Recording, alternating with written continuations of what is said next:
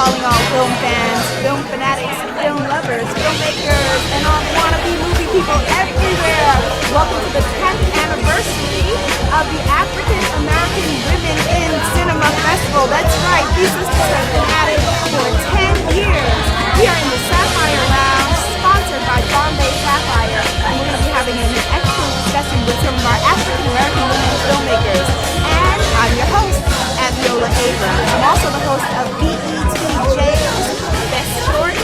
That's BETJ's Best Shorts. And I'm an indie filmmaker myself, so this is right up my alley. Let's see what these women have to tell us. My motivation was really to go down there and tell those stories of community activists and survivors and people just trying to rebuild in a way that makes sense. They don't really show African American people as a whole that gives to our own community and people in need. I wanted to look at interpersonal relationships between women and the sort of subtle psychological violence that happens between women as opposed to actual fisticuffs. So that was the other thing, because I don't really see that portrayed very often unless it's specifically over a romantic, over a man, over a guy.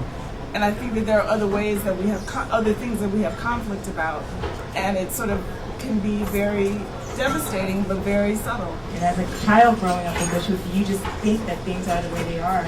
And when you get involved in crime and things like that, you kind of just feel like, well, that's the way it was. I got caught up and that's it. But what I wanted to do was to illuminate the mechanism behind gentrification and the development and crime and poverty. So that was the inspiration to get answers for myself and for the people in my neighborhood. I just really wanted to develop a story about a new version of urban America. I mean, I grew up in Newark, New Jersey. It doesn't get much more urban than that. But I grew up in Amiri Baraka's Newark. I grew up a child of the Black Arts Movement. So I believe that there is a different urban experience. And I just wanted to shed some light on that. This is my sister from another mother and father. Grew up the same, just on different coasts. And I think that she was a very talented writer. So I just kept giving her I Have a Dream speeches about we need to make it into a short. Because there's not enough black love shown. And black love, young black love. You see, when they show it, like, I love Jones, one of my favorite films, but at the same time, it's still kind of not like that representation of who I am or people in my age range and, have regular lives, kind of, sort of, or whatever. So I just believe in her writing and the film, so I made it happen.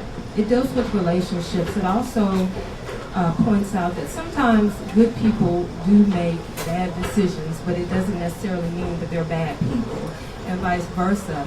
So it also has an inspirational message, a message of hope and encouragement, and that's my inspiration, first and foremost, God, and just the calling to do the work that I do. Love Conquers All was inspired by it was really just my desire to kind of get inside of the mind and the power of choice and sort of what stops us from making choices, predominantly fear. And so I wanted to do something working with puppets and making fear really fun, and the whole process of doing something that was daunting, a kind of fun and crazy, whimsical experience. So it's just exploring, the process that we go through in our heads when we're sort of scared to do something, and all the different voices that eat at us, and conquering that to make what we want happen in our lives actually happen. I really believe that we have to create the roles we want to see. We have to be the changes we want to see. I think Gandhi was the one that said that. I think if we're not happy with the way black women or women of color in particular are being depicted, we need to create more images that show us in better light. I think from a documentary point of view, I really believe in just telling the truth about our stories. And I think as black women, women of color, we have a full spectrum. And if we tell the truth about it, then it won't be left for other people to misconstrue who we are. Until lions tell their own stories, tales of the hunt will glorify only the hunter. I'm going to say that one more time. Until lions tell their own stories, tales of the hunt will glorify only the hunter. And tonight I'm proud to be standing in a room full of lions, people who are telling their stories courageously and fiercely. Hey, it's Abiola Abrams broadcasting from Bombay Sapphire at the sensual and intelligent Sapphire Lounge, only for the grown and sexy.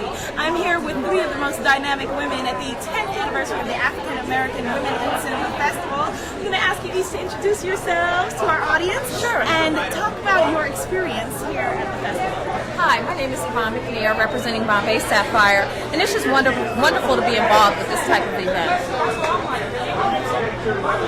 I'm Terra Renee, founder, executive producer of the African American Women in Cinema. Very proud and pleased to be here with these lovely women. Thank you. I'm Nia Bonds, representing Bombay Sapphire, and I think the event is wonderful. You've done a great job. You are a wonderful hostess.